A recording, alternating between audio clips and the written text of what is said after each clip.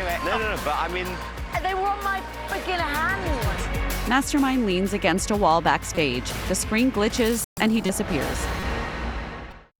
My name is Tom Sandoval. I was the most hated man in America. This is my chance to show who I am as a musician. This is how it's done. AGT, Tuesday on NBC and Peacock. 3 years ago, I had a heart attack. I coded twice. I was on a 5 days. Miracles do come true, man. He's been through so much. He is a fighter. Unbelievable. American Ninja Warrior, Monday on NBC and Peacock. All new Destination X, Tuesday 10/9 Central on NBC.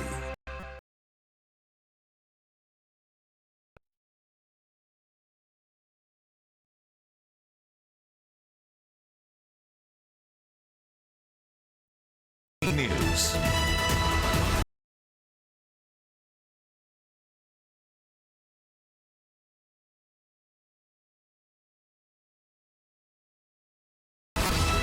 Breaking news now at 11, the risk of war. The U.S. claiming military victory in its historic strike on 3 nuclear sites in Iran. But tonight, Iran is firing rebuttal attacks into Israel. Are you okay? You had a bomb right next to your house.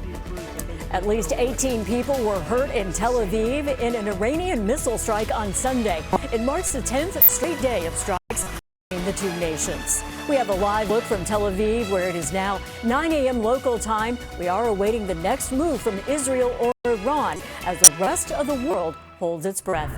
Good evening, and thank you for joining us. I'm Kathy Vara. Jonathan's off. Tonight, Iran is vowing to respond to Saturday's strikes from the U.S. with, quote, everlasting consequences.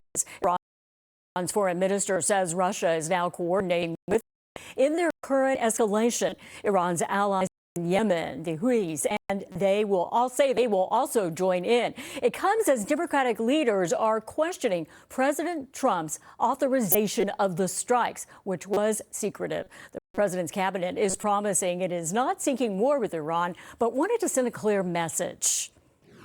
When this president speaks, the world should listen. And the U.S. military, we can back it up. The most powerful military the world has ever known. New billboards in Tel Aviv are now thanking President Trump for the strikes. It is the first time the U.S. has ever conducted missile strikes on Iranian soil. We begin our team coverage tonight with NBC4's Tracy Leong. She has been digging into how this all came together. Tracy. Yeah, Kathy, we're getting a closer look at the stealth operation that went undetected and a better understanding of the complex and well-choreographed plan of attack. Operation Midnight Hammer, an unprecedented attack that was years in the making. According to the Pentagon, just after midnight Saturday morning, a group of U.S. Air Force stealth B-2 bombers secretly took off from Whiteman Air Force Base.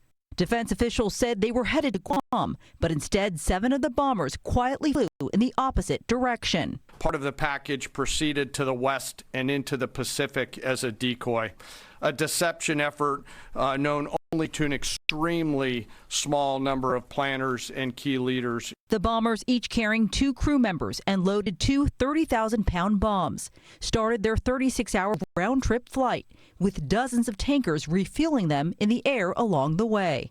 Around 5 Saturday night, a large group of fighter jets joined the bombers as they approached the Iranian airspace. At the same time, a U.S. Navy submarine launched 30 Tomahawk missiles towards Iran. Less than an hour later, the bombers entered Iranian airspace, while some of the jets sped ahead, being any Iranian air defenses that could threaten the B-2s and get in their way. At 6:40, the U.S. began striking 3 locations, dropping 14 massive ordnance penetrators, known as bunker busters, on Fordo and Natanz. As the Tomahawk missiles hit the 3rd site at Isfahan, these are new satellite images showing the before and after, and showing the massive impact. By 7:40 p.m., all of the aircraft safely made it out of Iranian airspace, and the Pentagon said Iran never fired a single shot. Iran's fighters did not fly, and it appears that Iran's surface-to-air missile systems did not see us. Throughout the mission, we retained the element of surprise. According to the Pentagon, the B-2 bomber is the only aircraft in the world that can deploy the massive bomb. This operation marked the largest B-2 strike in history. Kathy, back to you. Tracy, thank you. Our team coverage continues now with NBC4's Camila Rambaldi. She explains the impact here in Southern California